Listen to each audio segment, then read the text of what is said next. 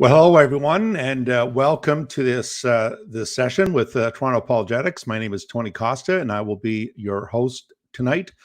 This is a channel where we address various issues that challenge the biblical faith, the Christian faith, and also the Judeo-Christian principles of Western society. And today we're going to have a very special guest on. That is going to be addressing the issue of, is there such a state as the state of Palestine? And as you know, the issue of the Israeli-Palestinian conflict, as it's called in the media, is something that is very controversial. It is something that is deeply argued on both ends of the spectrum. But what we want to do today is we want to address this very important topic, and we want to look at evidence. We want to look at history. We don't want to look at the propaganda that's out there, the overly politicized propaganda that is out there, but we want to really look at the hardcore evidence. And so I'd like to bring in my guest today, Joseph Cohen. Joseph, welcome. Thank you. It's great to be here. Thank you. Folks, let me just give you a brief bio for Joseph. Joseph Cohen runs the Israel Advocacy movement, the UK's largest pro-Israel platform.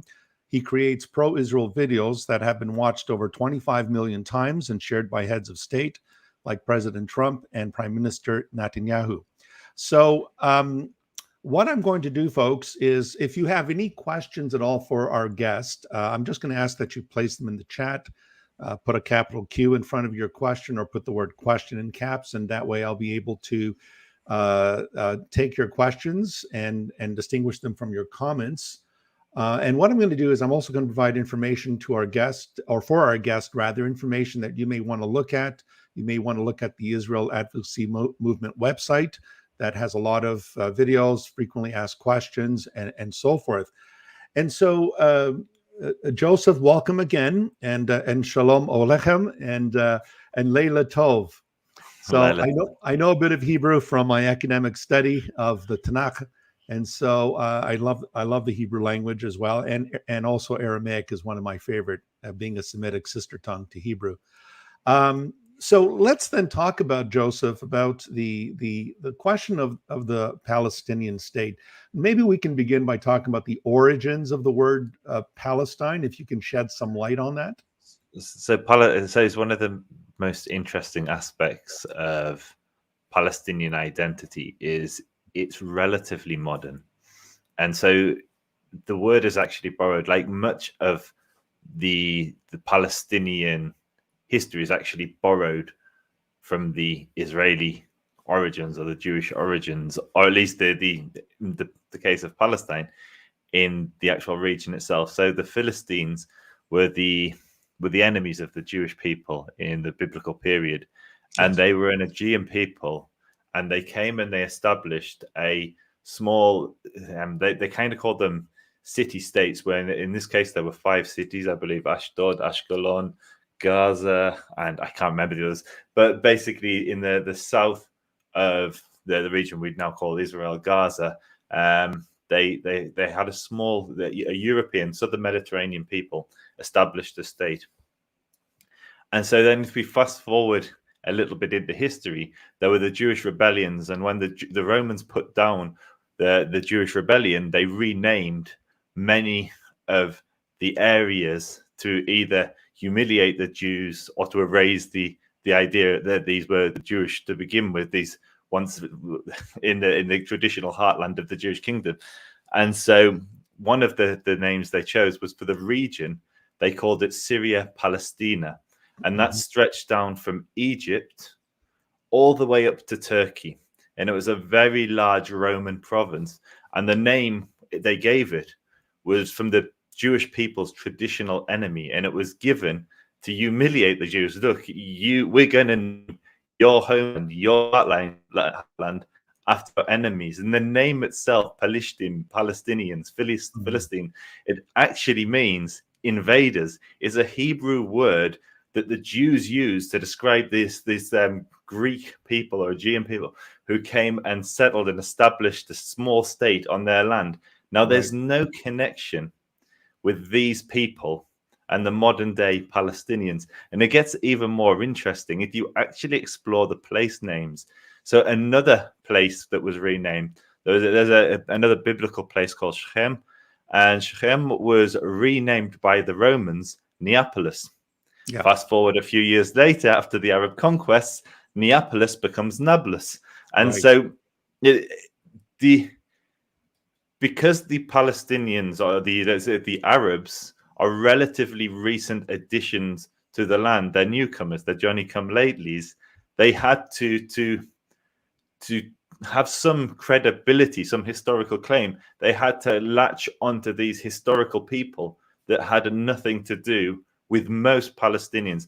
Now, I would caveat that is there will be amongst the Arabs that live there today, there will be people that go back centuries. Some will trace their origins to Jews, others to the many other ancient communities that the region was colonized many times after the Jews, and even before the Jews. So from Phoenicians to Greeks to Idumeans who come from Edom, to Iturians to Nabateans, and some of these are actually out. So the Nabateans, who were a bit later, they were Arabs, and so a small percentage of Palestinians can claim that they are indigenous. They've been there for a long time, but the overwhelming majority don't have that history. They came post the Islamic conquest in the 7th century. So that's a very long answer to a very short question of the origins of the word Palestine or Palestinian. But it essentially emphasizes the fact that this is an appropriated identity to give credibility to a modern people. Yes. And I understand that after the Bar Kokhba revolt, 132 to 135 of the Common Era, that I think the Emperor Hadrian, the Roman Emperor Hadrian, wanted to snub the Jewish people by giving the name Palestina, and of course taking Jerusalem and renaming it Aliyah Capitolina, and so we can see that the origin of that designation was meant in a derisive fashion by the Roman Emperor Hadrian. And so, and it's important for our viewers to understand that, of course, Palestine also is the word for Philistine in Hebrew. So if you know your Bible stories, if you're Jewish or Christian, you will remember Samson fighting against the Philistines, and David and Goliath, and so forth and so on. So let's look at this, Joseph. I understand that. So the word Palestine eventually came to refer to this region you're talking about. Yeah. So from you're talking about Egypt, I believe, all the way across to Syria, all the way up into Turkey. So it ended up being a regional name. Yeah, a province. And historically, there were only provinces. The only people who ever had a kingdom, at least a credible history, were the Jewish people. They established a kingdom, the kingdom of Israel. You had Judea. You had independent states that weren't just a province of a mightier empire. And so certainly for the last 2,000 years, probably 3,000 years, the region, when it wasn't under Jewish sovereignty, was a small province of a much mightier empire. Right. And so Syria, Palestine was just an extension of that. Sorry. Yeah. Right. And so I think it's important also to establish that the typical propaganda we hear is that the Jewish people came and just took the land and so forth. Can you talk towards the idea that there were Jewish people living in the land long before 1948? There are records of people living there, and the Jewish people were amongst others. But can you maybe talk to the effect that it's not like the Jewish people simply came back in 1948 and decided to take the land over? Can you address that issue of a Jewish indigenous population in the land prior to 1948? So one of the greatest misconceptions is that 2,000 years ago, the Jews were exiled from Israel and never set foot again until 1948, or just prior to that, when you had a few waves of Aliyah. the reality is very, very different. So any Jews or any Christians who are familiar with the Jewish rabbinic literature will be aware of the Mishnah and the Talmud. Now, the Mishnah and the Talmud, the Talmud is the Mishnah is contained in the Talmud, is the oral traditions that accompanied the Old Testament, the written law. And the Mishnah was written in Israel, much of it after the so-called exile. What actually happened was, for centuries, the Jews were exiled from Jerusalem. They moved north into the Galilee region, into the Galil, and they established the Jewish centers there. And what many people don't know is that most people are familiar with the Arab conquest, which I believe was 637, the year 637, Common Era. And what they don't know is 30 years prior to that, there's actually a Jewish vassal state of the Persians. The Jews were so numerous. When Persia went to war with Byzantine, the Jews sided with the Persians, and there were, I think, 400,000 Jews living in the region. I think they raised something between 20 and 40,000 troops. I can't remember the exact number.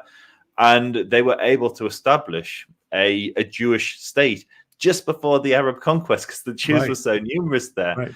And the Jews never left. And we know the Jews never left because there are numerous recorded massacres of the Jewish community. So with almost every new dynasty, caliphate, that Muslim caliphate that conquered the land, we encounter stories of persecution. Now, so under some of the caliphs, it was better, but under others, it was terrible. So in 1517, when the Ottomans conquered the region, the Ottomans being a Turkish Muslim caliphate, Islamic caliphate, when they conquered the region, they massacred the Jews of Hebron.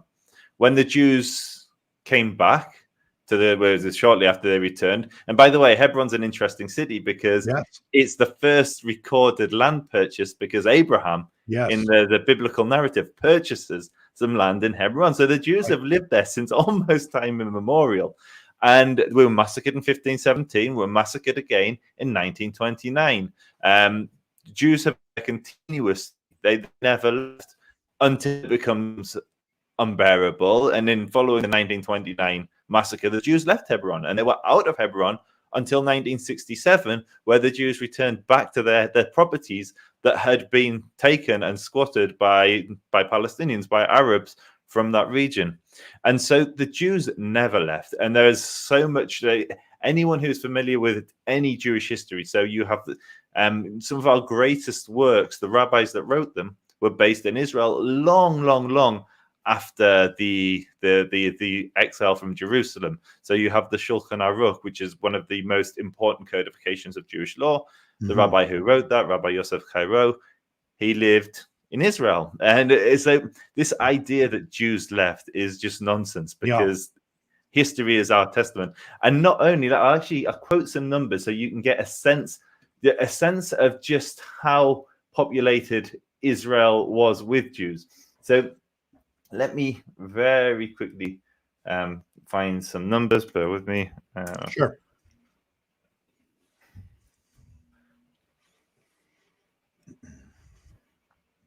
So here we go. So in 1576, there were 7,000 Jews in Tzfat, in Safed. Now, that might not sound a lot, but I'm going to fast forward 300 years to 1853. Right. In 1853, the population of the holy city of Jerusalem was 8,000 Jews and 4,000 Muslims. So this is the holiest city for the Jewish people. Right. One of the holiest cities for Christians, depending on your denomination, and supposedly the third holiest city for Muslims. And so 300 years later, when the population obviously increased considerably, there is only 12,000 Jews, 12,000 people, 12,000 Jews and Muslims in all of Jerusalem, Compare that to 300 years earlier, just in Tzfat, one small city in Israel, there were 7,000 Jews. And so Jews have been the majority population of Jerusalem since at least 1850. They've been a sizable population in Israel for a much longer period. Right. And maybe you can talk towards, you mentioned the Talmud. And of course, in Judaism, there's the Babylonian Talmud, which is the more prominent. It's larger. Can you say something about the Jerusalem Talmud? When was that written? So the Jerusalem Talmud was written, I'm not sure of the exact dates, but it will have been from around the year. Let me actually, but I'm not sure. I don't want to misspeak. Sure. I'm actually just going to pull No problem. Jerusalem Talmud. I'm just going to pull up Wikipedia. But the important thing was that this was written in the land of Israel. It's called the Talmud That's why it's called the Jerusalem Talmud. Yeah. But it was written, I believe, largely in northern Israel, in the north. And so I'm just pulling up the dates. Yeah, brought to an end sometime around the year 400 Common Era. So yeah, you're talking relatively recent history, and then 200 years later, we have the establishment of a Jewish state in that same region and further south, encompassing Jerusalem. And so there is this unbroken tradition, not unbroken. This unbroken presence of Jews in the land. Right, and even the Masoretic text of the Hebrew Bible comes from the north, I believe, in Galilee as well. And then you have the Ben Asher family and so forth. And so all of this seems to substantiate the claim that there were Jewish people in the land, that it's not this after Hadrian expelled them, they all went to the four corners of the earth. Yes, there was a diaspora, there was a dispersion, but it doesn't mean that there were no people left in the land. And so I think that's very important for us to establish that the Jewish people were indigenous people to that land. They may not have been the only ones, but they have been there at least since the destruction of the Second Temple in 70 of the Common Era. So another thing, Joseph, maybe you can address. We know that the southern part of the land of Israel has historically been known as Judea. And even in the New Testament, it's called Judea. And by the time we get to the Roman writers refer to it as Judea and so forth. The other name, I guess, we just to be sure. So before the land was declared to be a state or a new state in 1948. Prior to 1948, if anyone was to look at the map of that region, would that region would just be called Palestine? Is that correct? So it really depends where you look. So in the European tradition, it's called Palestine overwhelmingly. And that kind of makes sense because it was the Europeans, it was Italians and Romans, certainly Christians and the Catholics inherited that tradition, then that renamed the region. So it's a continuation of this Roman name, which persists throughout Europe. In Jewish circles, non-European, so religious circles, it was referred to as the land of Israel. It was referred to as Judea. It was referred to as many different names, but all from the Jewish tradition, and not the name of humiliation, which would be in Palestine.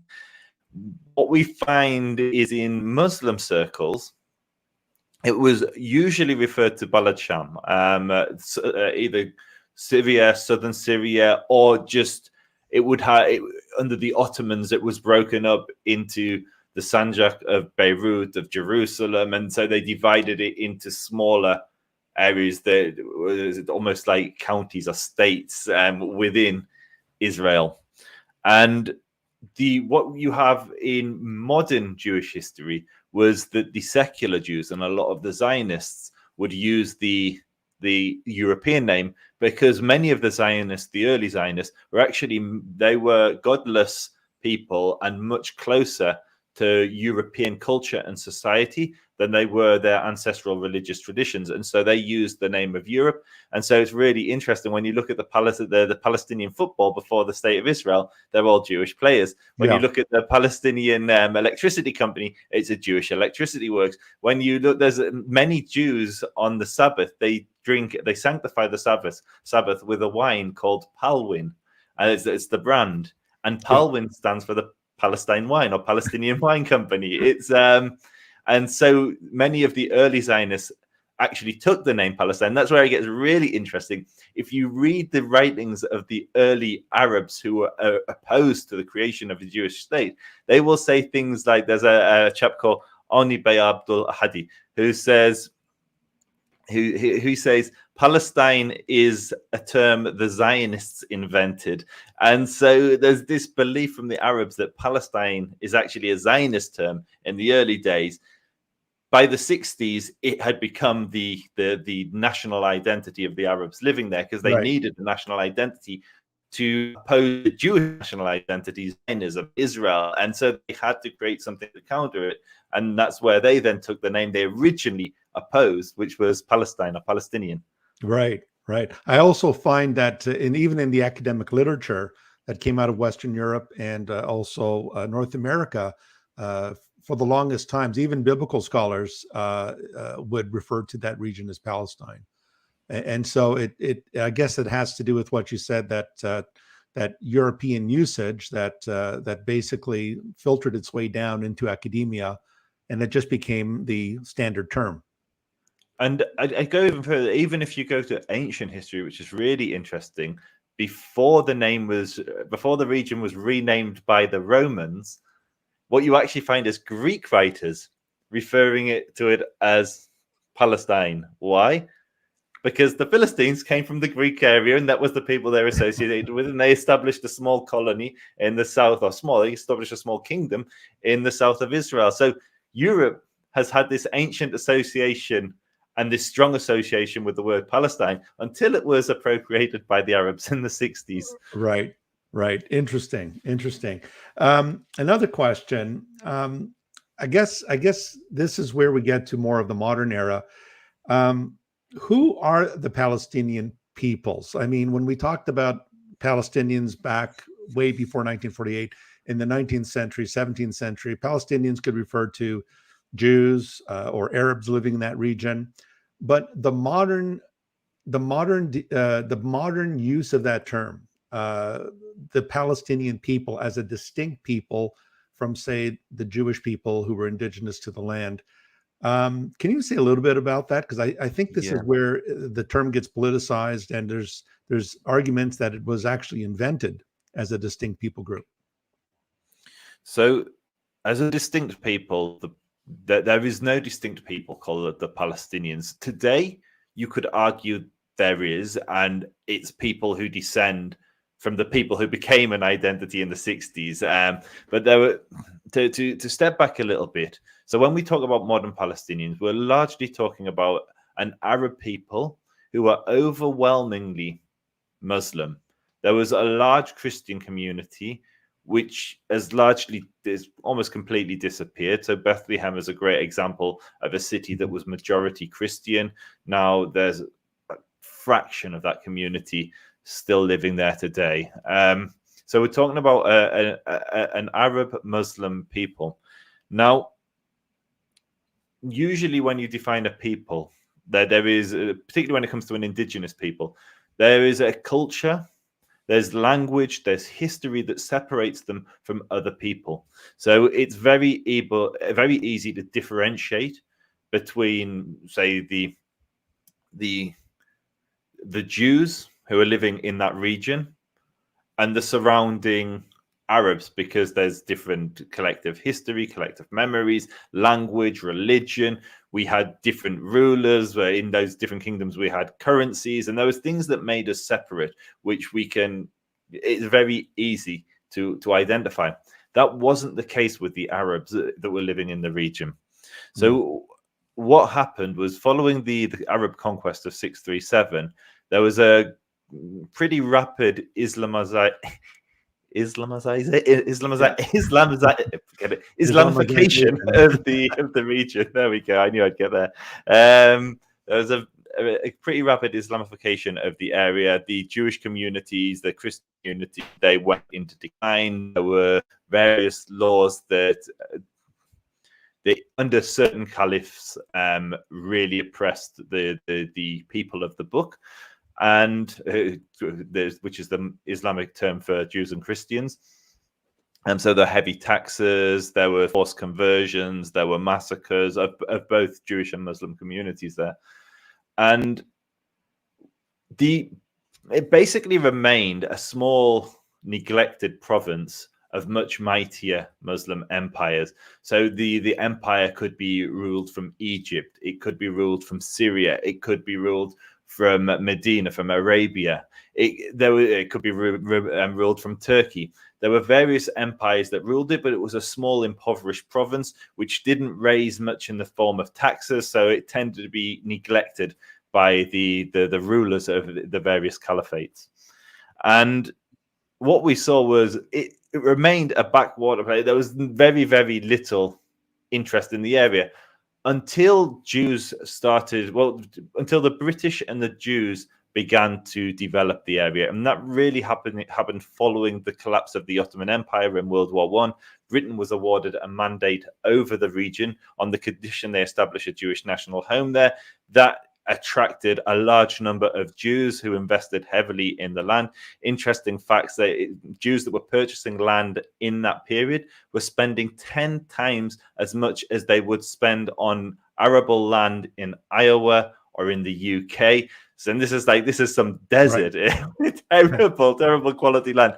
But it was 10 times more expensive the Jews were paying. And because there was this money pouring in, because there was this infrastructure pouring into this like weird little neglected province in the Middle East, you started to see large waves of migration into the region.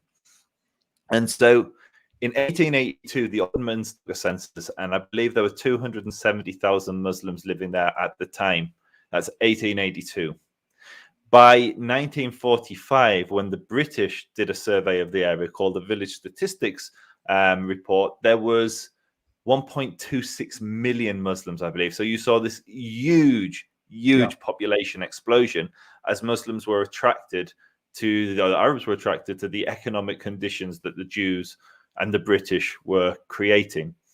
And so once the Jews established their state and declared independence in 1948, you saw that the Arabs lost. At the early stages, the move from the invading armies, so Jordan wanted to annex the land and make it part of Jordan. Egypt invaded and wanted to take part of it to become Egypt. Syria the same, and all of the states wanted to take a bit of it for themselves.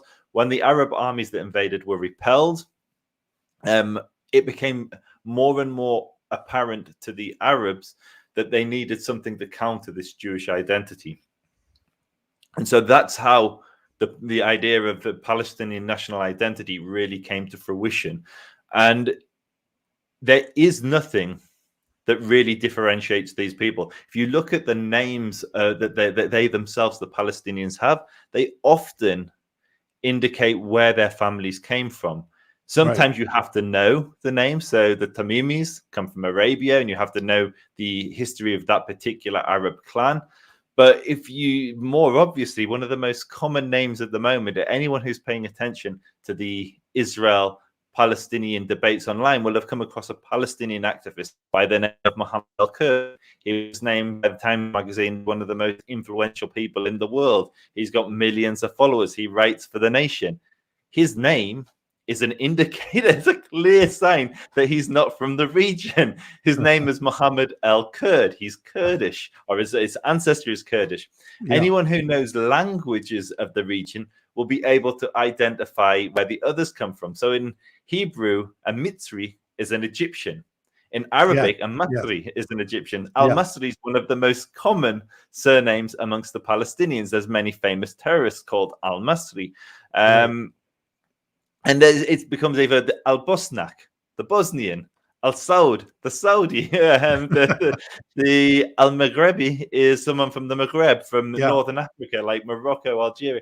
And so the names of these people give away where they're from. Now, anybody who tells you that every single Palestinian has no ancestral claim is a propagandist, and they're lying to you, because there are ancient Arab families that have lived there a long time. There are people Arabs who've converted from Judaism to Islam at some point in history who are still there. One of the most interesting places, if you go to Kever Shmuel, if you go to the tomb of Samuel, which is just outside of Jerusalem on the top of a hill, everyone goes to the tomb. It looks like a mosque now because it's been it was turned into a mosque. I'm not sure when, a long time ago. I think before that it was Christians had it, and if it is to a love of Samuel, which I don't know if it is or it isn't, I don't know too much about the history of the place. But when I was there, I actually went just beneath the tomb, because there's an old ruined Palestinian village, and it will blow your mind if you go there, because above the doors are Magen Davids, are the stars of David. And so this, I believe, is a family of persecuted Jews from Spain who fled from Spain, obviously originally coming from Israel. Then following the diaspora, they settled in Spain. They fled from Spain to Israel, probably under the Ottomans, if it's in the 16th century, which I think from memory it was.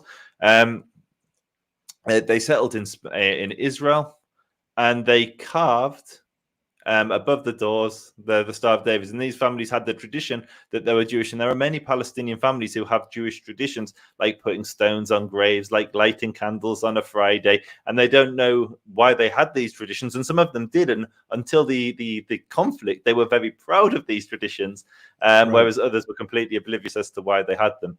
And so to summarize, there are some Palestinians who can claim have it as indigenous a claim to the land as the Jews, but the overwhelming majority of Palestinians don't have that claim. Their claim, they came much later in history, attracted to the prosperity that the British and the Zionists were creating within that region. It went in between 1882 and 1945, which was those two censuses.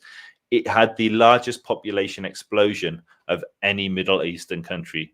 And it's because of the economic boom that was created by the Jews and the British. Right. That's a long answer again. I apologize. Yeah. No, please. That's important information that we need to bear in mind, because once again, as you know, the standard mainstream media just keeps telling us that this was stolen land, this land was stolen by the Jews, and so forth and so on, and they're simply not being true to history, especially all the statistics that you have been providing.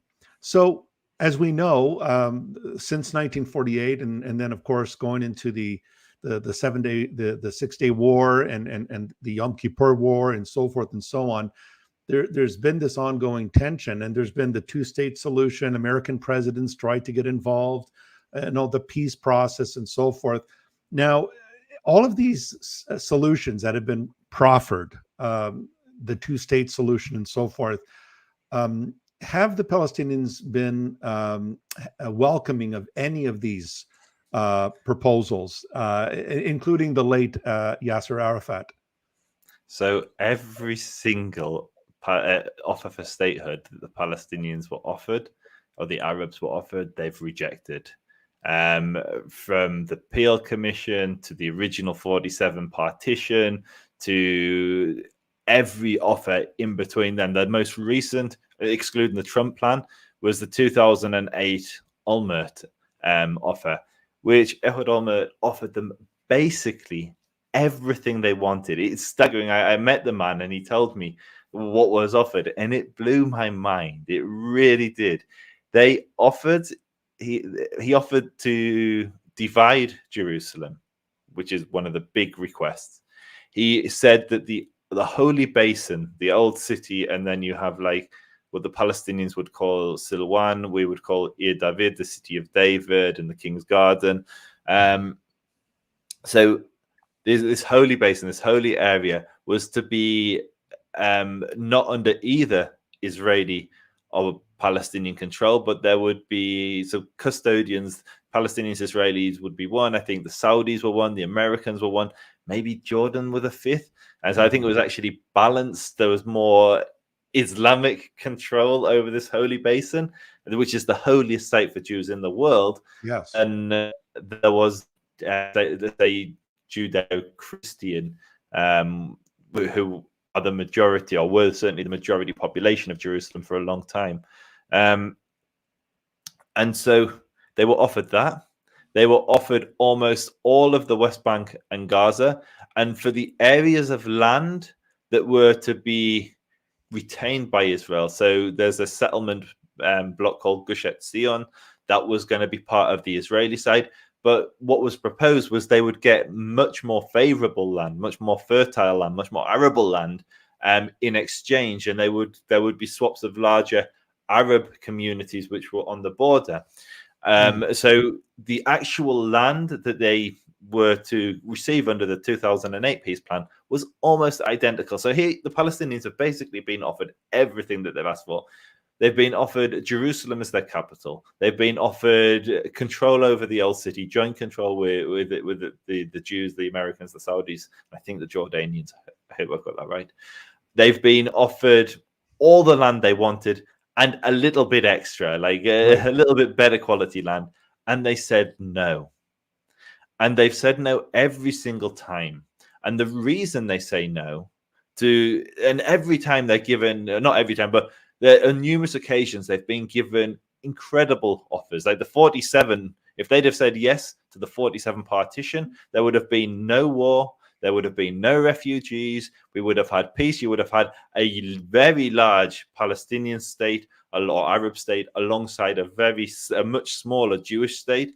But they said no every time because in saying yes, it recognizes the legitimacy of Israel, which is something that is certainly historically was intolerable to the Muslim world. And so even leader like Arafat, but it is in the interest of his people, the Arabs, to say yes. He's on record saying there would have been such outpouring from such an outrage from the Muslim world that he could never agree to it. He would be assassinated. He would be killed if he said yes to such a deal.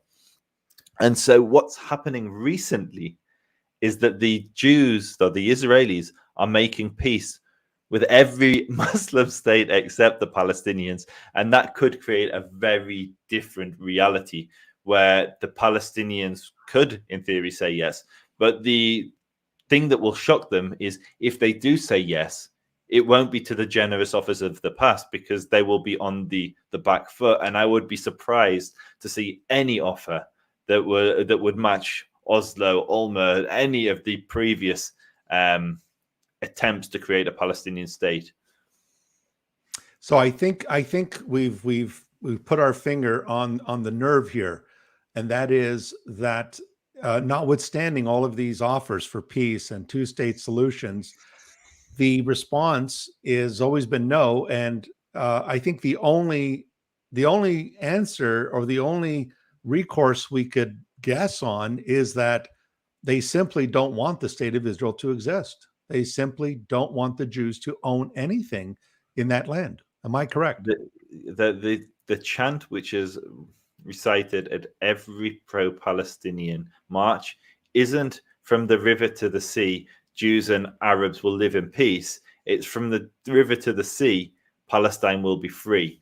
The river, the Jordan, the sea, the Mediterranean, the Dead Sea, the Red Sea, is effectively that they're calling for the removal of the Jewish state. And so there is, if you look at any pro-Palestinian organizations map that they use, it is always Israel, the West Bank, and Gaza. If you look at Jewish maps or Israeli maps, you'll see a split within the community. There's a large number of Israelis that will depict Israel as the pre-67 Israel, which excludes Gaza and the West Bank. And there are other Israelis that will include the West Bank. There are others that will include the West Bank, or Judea and Samaria, as it would be called by Israelis or Jews, but it includes Gaza even in some of these. So while there's diversity on the Israeli side, I've never, in my over a decade of advocacy for Israel, seen any major Palestinian organization depict in their logo or any of their materials a pre-67 a territory which excludes pre-67 Israel, as they would call it. So I think, Joshua, that Joseph, the worldview here that is against Israel's right to exist, I think it's fair to say that this is a worldview born out of Islam, the Caliphate, and also I think some of the language that the Quran and the holy books of Islam, the Hadith, say about the Jews. So I would say yes and no. I would say that I think the catalyst for Western opposition to the existence of a Jewish state, I think that is, if you look at what was the original cause of this, it was the Islamic rejection. It was effectively a jihad that was, and this is the language that even the more secular Muslim rulers, like King Abdul Jordan, they used the language of jihad when speaking to their people. They said this is a jihad. And when you listen to what Haj Amin al-Husseini said, who was the leader of the Palestinians, the Grand Mufti, he declared, O Muslims, I declare a jihad, murder the Jews, murder them all. So this was religious language. So if you look at the catalyst, the heart, when was this conflict? What was the inception of this conflict? It was 100% the opposition based on religious understanding of a Jewish state in that region. However, where I would maybe depart ways with you is where I would say that is then rooted back to the Quran, because I have Muslim friends who use the Quran to support the existence of a Jewish state, and they will point to ayahs in the Quran. So I think religion can be interpreted, certainly the Abrahamic faiths can be interpreted for good and bad. So there were Christians that put Jews to death at the stake because they were Jews. Yet today, the Christian community is our closest friends. And here's two people reading the same book, worshipping the same Lord, worshipping the same God, doing everything the same. Yet they've got this radically different view of the place of the Jews people in the place, the Jewish people's place in the world. One group sees the Jews as a source of blessing and friendship and goodness, and the other sees them as accursed people that rejected their interpretation of God. And so I think Islam is the same. And I would completely agree that Jews have been persecuted in the name of Islam for centuries, but I wouldn't write off Islam, because there are Muslims that serve in the IDF and they fight side by side with their Jewish brothers. And so I would never write off the entire religion. But yeah, at the heart of the conflict, which then went on to be absorbed by Western nations. And so you saw early alliances between far left terror groups in the West coming over and training with Palestinian terrorists. And these ideas, these anti-Semitic ideas, this opposition to a Jewish state spread much further than the Islamic world, and is now well and truly cemented in Europe.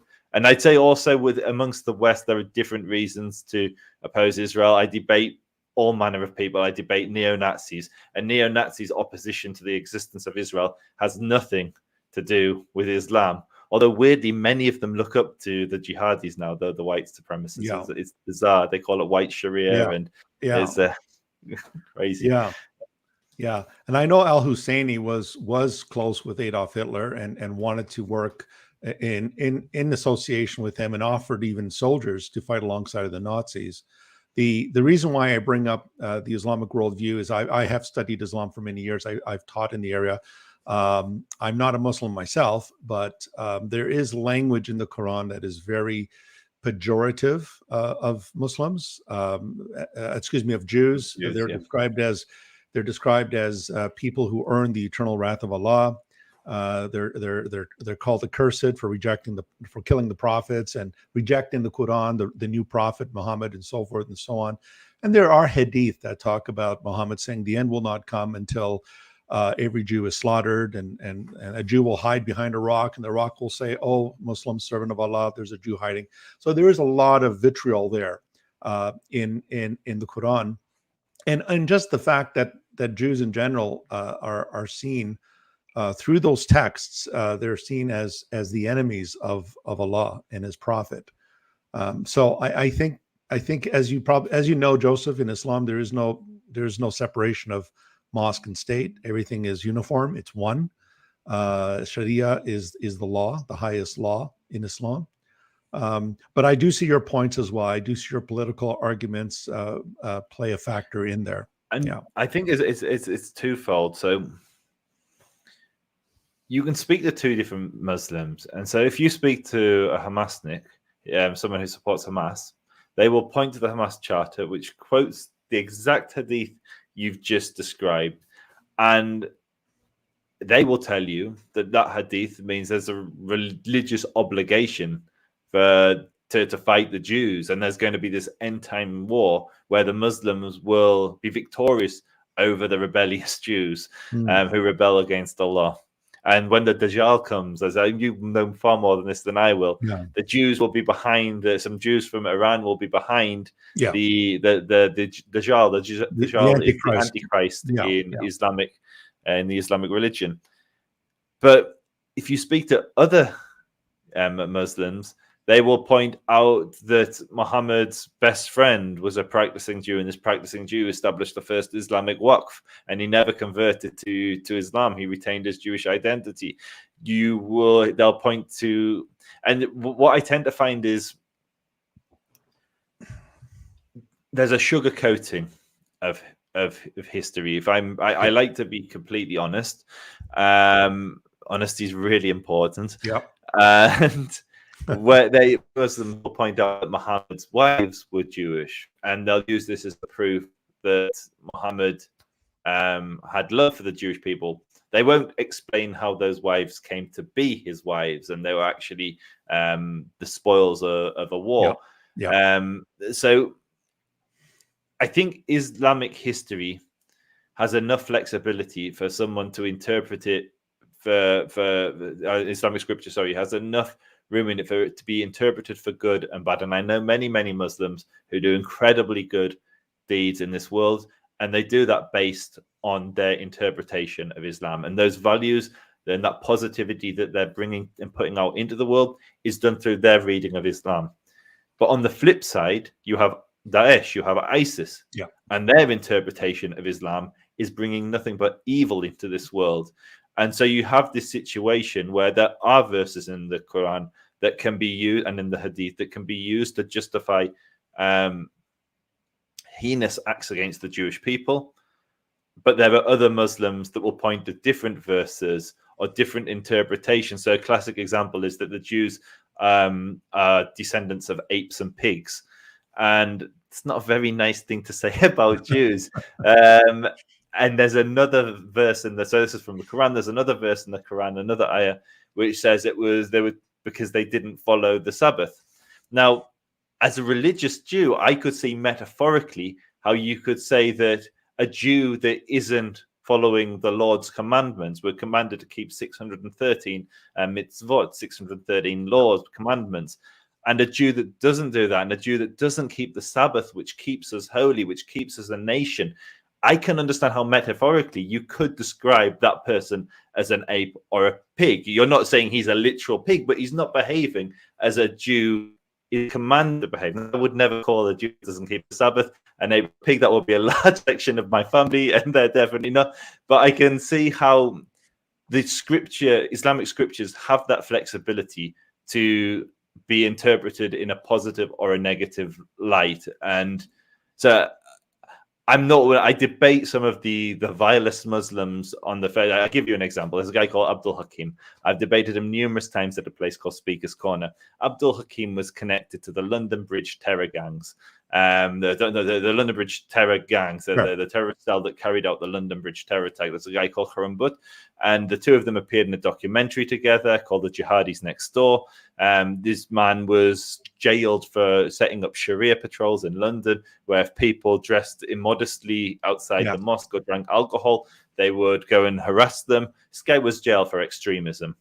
I've debated him on numerous occasions, and I've heard his arguments and I've heard his terrible reasoning. So I know these people. I debate them on a regular basis. One of the interesting things about him, though, it was just actually very interesting. There's another guy called Muhammad Hijab who I've debated a few times. Yes. There's another Islamic street preacher, Dawah caller, Dawi.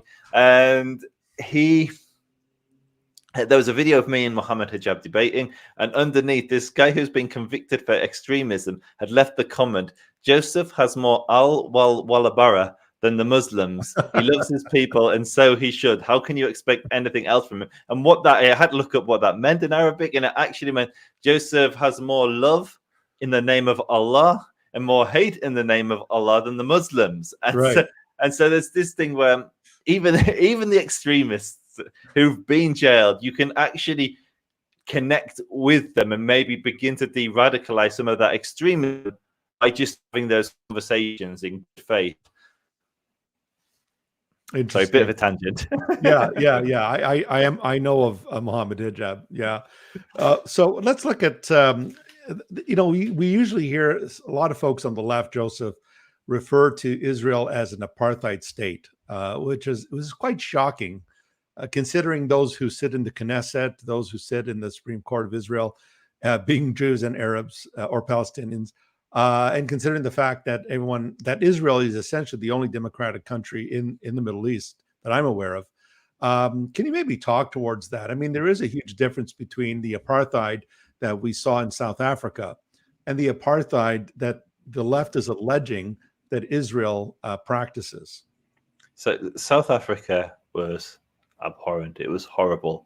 Blacks and whites were divided along racial lines. One group oppressed the other group. They didn't share the same facilities. You couldn't go to the same beaches. You couldn't go to the same hospitals. It was completely segregated society where one small group ruled over a much larger group, and they were defined along racial lines. So these divisions were along racial lines. Israel is the complete opposite. In Israel today, the government is composed of Jews and Arabs. An Arab party, the United Arab List, Ra'am, is in power. The highest performing religious group in education in Israel are Christian Arabs. There have been, unlike in most of Israel's neighbors, Israeli prime ministers and presidents have been jailed for crime. If you commit a crime in Israel, it doesn't matter if you're the prime minister, you go to jail. Who sent them to jail? Two Arab judges. Both of them actually Christian Arab judges, Salim Gibran and George Kara. And so if you look at an Arab can live anywhere in Israel. It's illegal to discriminate on services. So Arabs and Israeli Jews go to the same hospital. I can't remember the statistics, but there's a huge percentage of Israeli doctors and nurses are Arabs and not Jews. And so this is not sounding like apartheid. And what I found is when there's a charge against the Jewish state, it's usually a projection. So they accuse Israel of being an apartheid. But wait a minute, let's step back and look at what's happening under the Palestinian Authority or under Hamas, Hamas controls the Gaza and the Palestinian Authority controls Area A of Judea and Samaria or the West Bank. And under the Palestinian Authority, it's illegal to be a Jewish citizen. You cannot be a Jewish Palestinian according to Article 6 of their national charter, which says that any Jew that wasn't here before the Zionist conquest, which is interpreted by most of me in 1917, is not allowed to be a Palestinian. If a Palestinian sells a house to a Jew, they will be murdered. Or at best jailed for the rest of their life by the Palestinian Authority. If Israel were to do the same thing to murder Jews who sold houses to Arabs, it would be indefensible. Yet the left says nothing when Palestinians murder their own for selling property to a Jew. This is an apartheid, and it goes in further. When you look at what happened.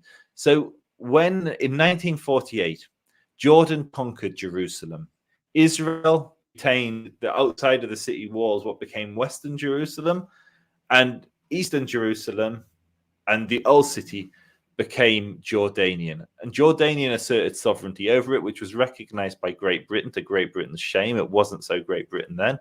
And the first thing the Jordanians did was they destroyed all the synagogues. The Jews had been cleansed from the region. There were no Jews left. There were no synagogues left. In contrast, when Jerusalem was reunified in 1967, did Israel ethnically cleanse the Arabs from the old city? Did it blow up the Dome on the Rock or Al-Aqsa, the Al-Aqsa Mosque? No. They're still standing. In fact, this is one of the biggest insults to the Jewish people. I, as a Jewish person, cannot pray at the holiest site in my tradition, which is the Temple Mount. Whereas over 1 million Muslims pray there every single year.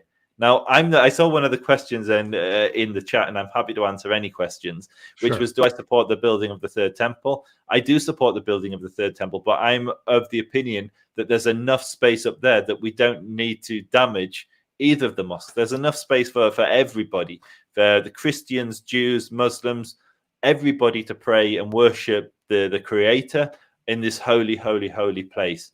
But today, that's not the case. So when Israel took Jerusalem, or reunified Jerusalem, they didn't ethnically cleanse the Arabs that were living there. They gave them freedom of religion. The Arabs in Israel today have a complete equality with the Jews. There are no laws denied to them. And this was from the very inception, Ben Gurion in the Declaration of Independence, maybe, or certainly in one of his quotes, is there'll be no right denied to the Arab that's granted to the Jew.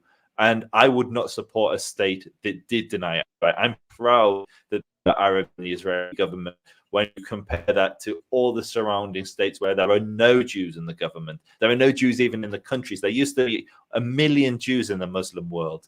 Now, if you take there was 850,000 Jews in the Arab world, 1 million if you go to the entire Muslim world. In the Arab world, 850,000 Jews. Today, there's 3,000. There will be small, provincial, parochial little synagogues in America which have twice as many Jews in them as the entire Arab world today.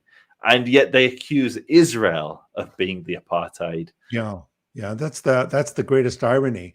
And also Saudi Arabia, we know the Kingdom of Saudi Arabia, no churches are allowed to be built, no synagogues are allowed to be built, no Buddhist temples, Hindu temples, and so forth and so on. And, there's a famous picture of, there's a highway there in Saudi Arabia as you approach Mecca, and it basically says Muslims only, non-Muslims over here. So only Muslims are allowed into the holy city of Mecca.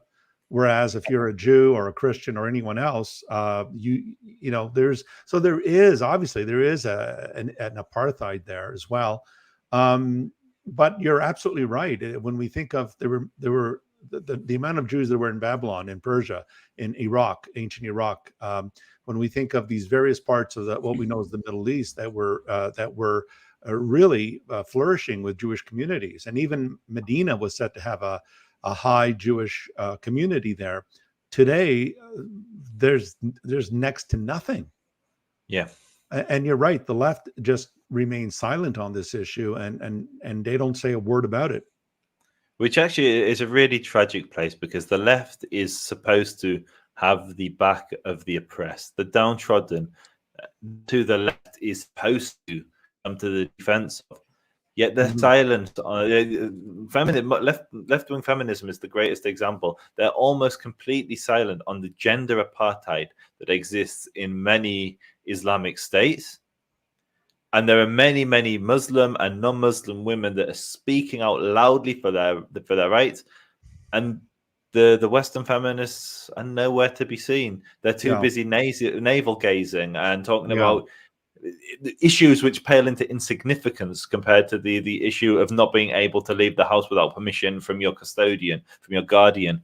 And to bring it back to the Hijaz, to Saudi Arabia, one of the interesting aspects of the history of that is when Uthman, was it Uthman or Umar? Sorry, not Uthman. When Umar exiled he ethnically cleansed the Jews and the Christians from the Hijaz, from the Arabian Peninsula, Saudi Arabia today.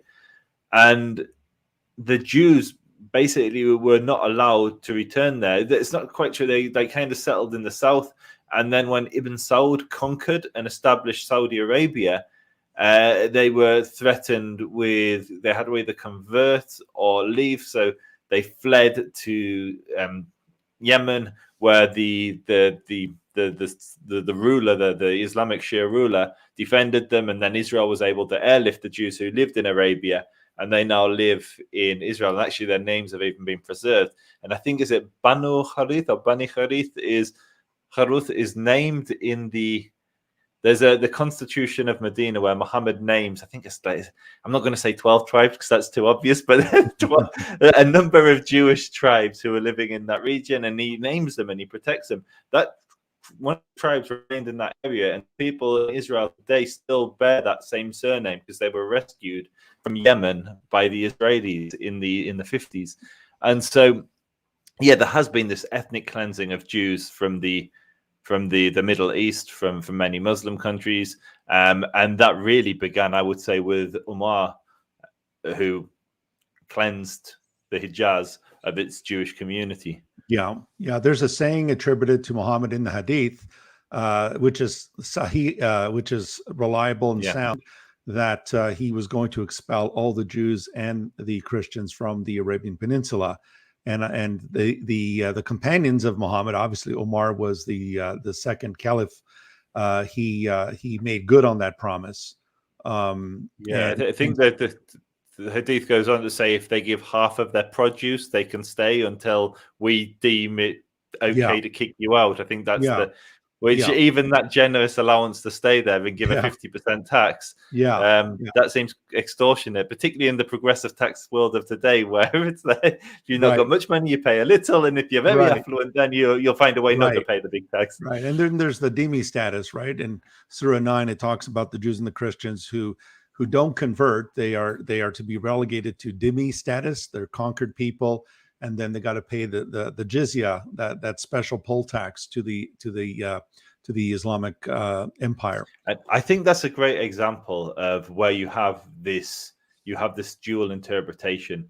So I think the language is Sagirun, which I think means like belittled, subjugated. It's not a positive expression. No. And so you can read that, and many caliphs read it that way, and they humiliated their Jewish and their Christian citizens. There were others who did afford. So certainly, you look at Al-Andalus before it was conquered by the Almohads. It was the Jews actually fared okay there, and now I'm not saying it's comparable to a liberal democracy in the West today, but we were faring better than we were in Christian states at the time. And so many Muslims will look and say, actually, dhimmi is to be protected. You don't have to go to war. You don't. And I think it's anyone who's honest and looks at the history can clearly see how reading the text can lead to the oppression of Jews, and has led to the oppression of Jews and Christians. But that's not to say that there weren't Muslim rulers who created favorable conditions for Christians and Jews that live within their caliphates. Right. And we need to acknowledge, I mean, I'm speaking as a Christian, we need to acknowledge that there were some very nasty things that Christians did to Jews as well. We think of the expulsion of the Jews from Spain. We think of even from England, from Portugal, and so forth. And one of the things we always hear from a number of Muslim apologists, and I don't know if you've heard this, Joseph, is the idea that Jews lived better under Islam than they did under Christianity. Now, I don't know if that is a I don't know if you can comment on that, if you have any knowledge on that. It's not true. It's the true statement is some Christians treated their Jews better than the Muslims, and some Muslims treated their Jews better than the Christians. So King Kazimierz of Poland opened his doors to the Jewish people, and Jews, where you tend to see large Jewish population centers, that's because at some point in history, favorable conditions were created by whoever was ruling that region for the Jews to move there, prosper, do well. And that's true for the Islamic world and true for the Christian world. I don't think, and to Islam's credit, it ever went through anything as bad as the Holocaust or the Inquisitions or even the Crusades to a degree. But that's not to say it was a rose garden. That's certainly not to say that reflects all of Christianity, because that's clearly not the case. There wouldn't be so many Jews living in Christendom if it had been a permanent Holocaust or a permanent Inquisition. It wasn't. There have been good Christian rulers that have been good to their Jews, their Jewish citizens, and there have been Christian rulers who've been terrible to us. Terrible, yeah. And I think, truthfully, one of my hopes for Islam is the Christian world today. And why I say that is, if you were to speak to one of my ancestors living in Poland 500 years ago and ask him what he thought of the Christians, it would have been a language of fear and oppression. Yet if you ask any of my relations today what they think of the Christians, they will tell you they have created some of the most liberal and accepting societies where we have freedom. They're our closest friends. They're one of the most tolerant. So these are some of the most tolerant societies to ever be established on this earth. And not only that, this same community is the closest friend of the state of Israel.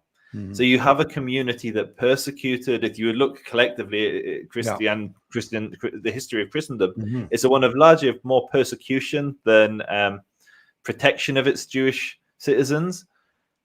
And yet that same community today is our close friend. So that can happen with Christians and Jews. I believe that same friendship at some point in the future can be established with Muslims and Jews, and Christians and Muslims as well.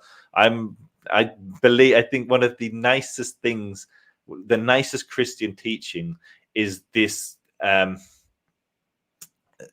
this belief that you should love and you should love your enemy, and it's just such a positive message, which, I mean, you shouldn't be naive and you shouldn't get into bed with ISIS, but you should love all of humanity. And I am a very hopeful person. And I think if you look at how we are today, a Jew and a Christian, very good relations between our people, very nice conversation. If we can do it, then hopefully in 200 years' time, following the lead of the Gulf states, the Jews and the Muslims can do it as well. Yes, indeed. And that statement, that famous statement from the Sermon on the Mount, where Jesus of Nazareth said, "Love your enemies, do good to those who hate you, pray for those who abuse you, so that you may be like your heavenly Father, who is merciful, sends the sunshine on the good and the bad and the ugly. He sends the rain and so forth." But it's interesting, Joseph, when some of the Palestinian Authority leaders were actually claiming that, and speaking as a Christian, that Jesus of Nazareth was a Palestinian. I thought, oh my heavens, Jesus of Nazareth was a Palestinian. I mean, it is so clear and so painfully obvious from the New Testament that Jesus of Nazareth was a Jew, and he lived in the land of Israel, and he had a Jewish name, Yeshua, and I mean, notwithstanding the modern Jewish rejection of Jesus as the Messiah, there are Jewish scholars that I've studied under, like Dr. David Novak and others who specialize in early Jewish Christian relations, who would say that Jesus of Nazareth was actually a Torah observant Jew. Some may disagree on that, but the one thing we know about him was that he was a Jew. And so to to take that until away, the 80s when he became Palestinian. until But not only did he become 1980. Palestinian, he became a black Palestinian, which is even more interesting. And Yeah, it's also the black Palestinian narrative has yeah, been adopted by many Muslims.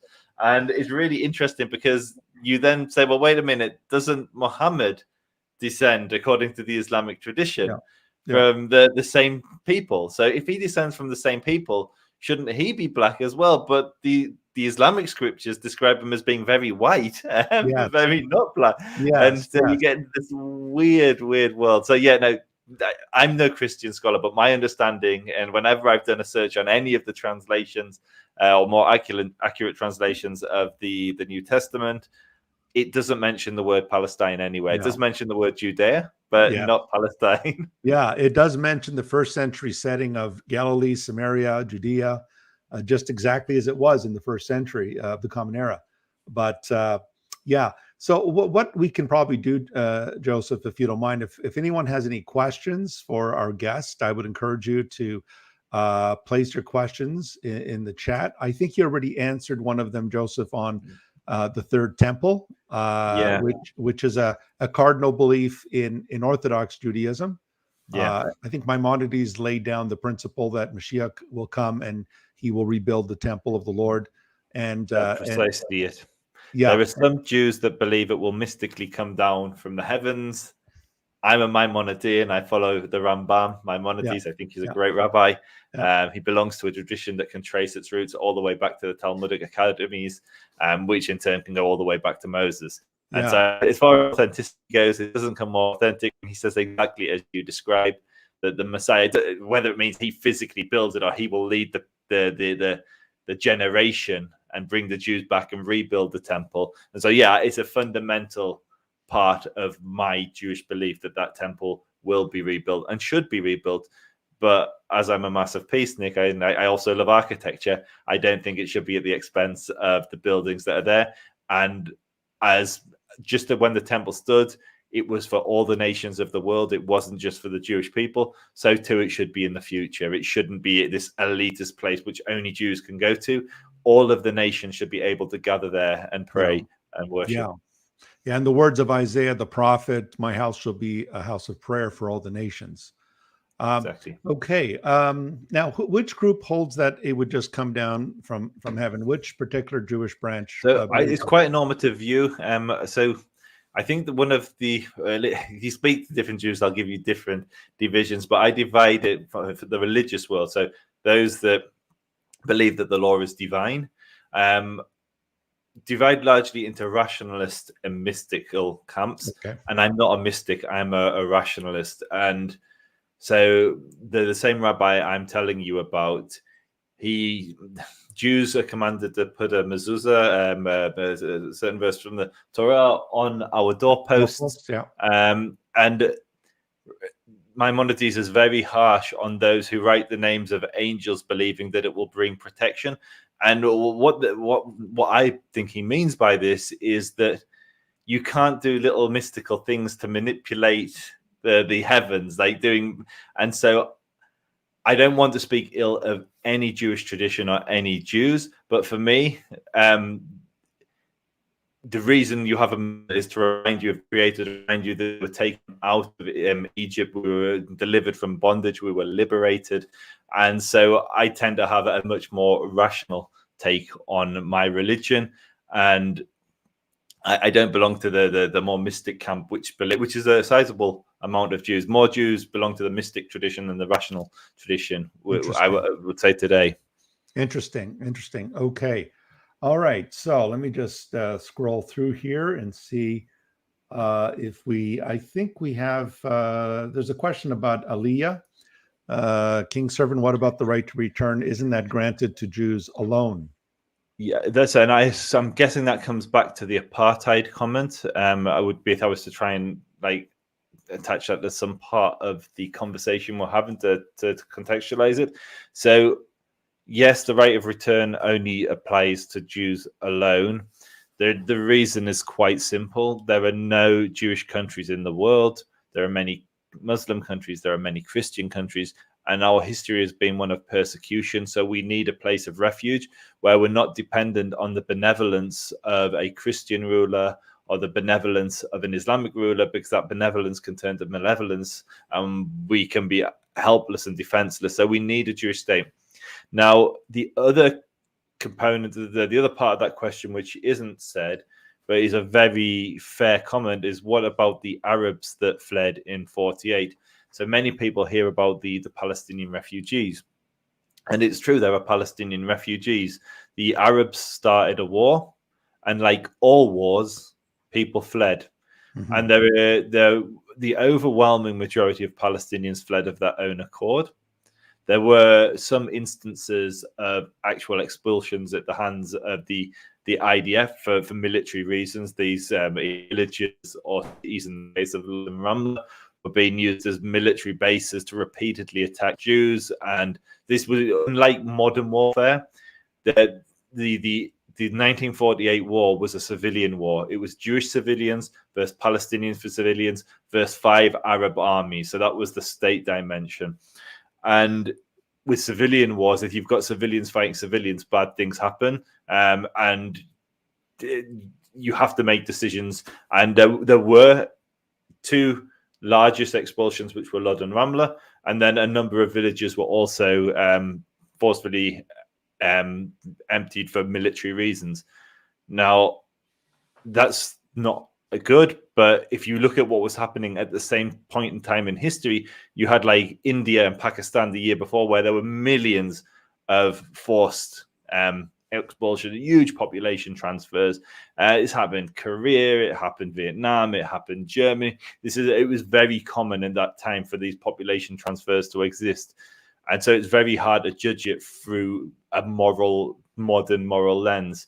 But that said, there is somewhere between 500 and 750,000 Arabs that fled then. So just a quick piece on those refugees. First, if there's a genuine refugee who lost their property, particularly if it was from one of the small number of expulsions that happened, then they should be compensated. And they have been offered billions of dollars in compensation. Even though Israel didn't start the war, it was on the receiving end of Arab aggression. It still tried to make offers of compensation in the name of peace for those that fled. The second thing is, what is a refugee? What is a Palestinian refugee today? And the United Nations has an almost biblical definition of who is a refugee. It's biblical, and it's almost biblical, and it's also absurd. So the definition of a Palestinian refugee, according to the United Nations, is anyone whose father, so patrilineal descent, lived, so either his father's father, lives like his great-great-grandfather, lived in what would have then been mandatory Palestine, British mandatory Palestine, between 1946 and 1948. So for 2 years, if he lived there for 2 or more years, it doesn't matter if he was born in America or Britain, if he was an Arab that lived there for just 2 years, he was a tourist. And every single one of the dozens of other ancestors you have from that generation came from Nigeria and Iceland and wherever. You are, according to the United Nations, a Palestinian refugee. So it leaves the insanity where Queen Rania of Jordan is a Palestinian refugee, despite being a queen, a citizen in Jordan, never stepping foot in Palestine. It leaves this absurdity where of those 750 to 500,000 refugees that fled, only 30,000 are alive today. Yet the United Nations says there's 5.6 million refugees today. Oh. So I think it's very hard for me. By that definition, I'm a refugee. My family fled persecution in Poland, yet my grandparents were born here. Yet I'd still, by that UN definition, be a Polish refugee from the Holocaust. It is an absurd definition.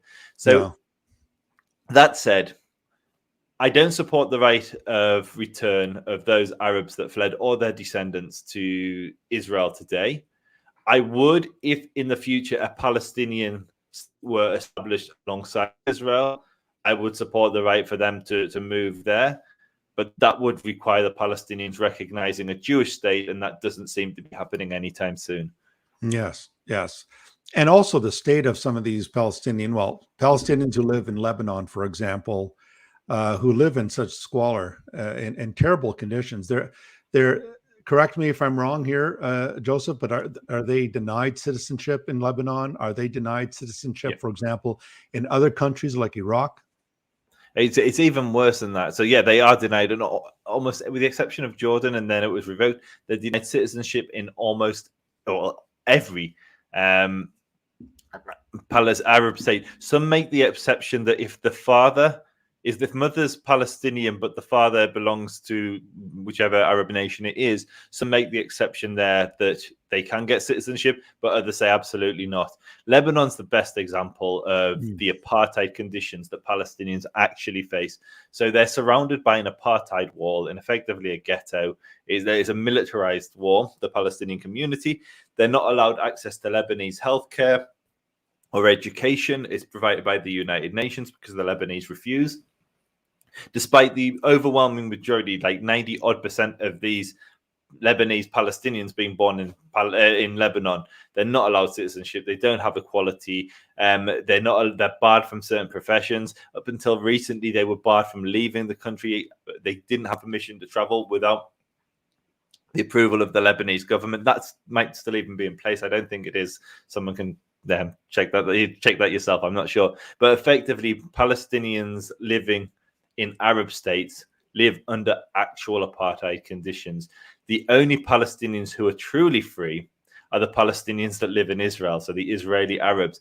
And actually, there's a research company called the Palestinian Policy and Survey Center, and they regularly send out surveys to Palestinians. I met with them in Ramallah, I think maybe 4 years ago now. And the director shared with me a survey they just sent the Palestinian. It was a survey that was done in conjunction with Tel Aviv University. And I unfortunately can't remember the statistic exactly, but it was the majority of Palestinians between the age of 18, I think 25 or 26, would rather live under Israel than live under the Palestinian Authority, because they see Israelis if they use the corrupt politician in Israel, they get thrown in jail. Abu Mazen lives in a palace, has a private jet, rips the wealth out of the Palestinians while as people are impoverished. The Palestinians wish they could jail their corrupt politicians and they can't. And so they'd rather live in a place like Israel where Arabs have so many freedoms, more so than any of the surrounding states. So yeah, you're absolutely right. The Palestinians in Arab states live apartheid conditions. And in contrast, the Arabs living in Israel live as free citizens like any other. Right. Right. And when it comes to the United Nations, Joseph, there is clearly a very biased bent towards Israel. The condemnation of Israeli airstrikes, never mind all the rockets being fired on Israel. I don't know which sovereign state would tolerate such a thing, but the UN clearly does seem to have. Do you think it's part of the OIC, the 57 member Arab states that formed the OIC? Do you think it's because of their influence that the UN tends to be more often than not anti-Israel? Yeah, absolutely. Israel has very little to offer the world in comparison to the Muslim states, both in resources and numbers. It truly is a David and Goliath situation. And it's not that the United Nations is an anti-Semitic organization. It's that nations within the United Nations vote along the interests of their own foreign policy. And there's greater gains to be had with siding with the Muslim states than there is the one little Jewish state. And that's why you see the staggering bias against Israel. Israel has received more critical United Nation resolutions than the entire world combined. Yes. So 1 million dead in Iraq, 500,000 dead in Syria, millions killed in various Arab nations, and all of that bloodshed, all of that oppression, all of those the gender apartheid, child abuse, like the most heinous crimes that are sanctioned by states, all of that pales into insignificance. And you add that all up together, the millions dead, and the UN has still served more critical resolutions on Israel. And just for context, since 1948 to this day, there's been less than 100,000 people killed on both sides. Now, that is tragic. That's a sure. Big number that no nation wants to, nobody wants to see that level of death. But that's like 1 year in Syria. And yet still there's more resolutions critical of Israel. Yes. And so maybe you could tell us, Joseph, what would be your optimal vision for if you were to, let's say you're addressing both Jewish people and Palestinian folks in the territories. What is your vision for the future? What would you like to see happen? So what I would like to see happen is actually not in that region. What I would like to see is the stepping back of external forces exerting pressure on the people and preventing the people on the ground from establishing peace. I think that if it were to that, and I've met everyone from within Israeli society, from religious to secular, from settler to Tel Aviv, and in Palestinian society, everyone from Hamas supporters to peace activists to Fatah guys. I've met them all. And I always pose the same question to them. It doesn't matter where they sit, with a few exceptions. If you say, do you think you would have made peace already if it wasn't for the international community? They almost always say yes. Now, that's not going to happen because of the religious significance of that region. For like, here we are, a Jew and a Christian living outside of Israel, talking about Israel. It's too important to the world for that to happen. And as a consequence, I've reached the conclusion that I will settle for any solution that brings peace to these two people, that doesn't result in any further refugees. The million Jews that were ethnically cleansed. So there's 500,000 Jews living in the Judea and Samaria.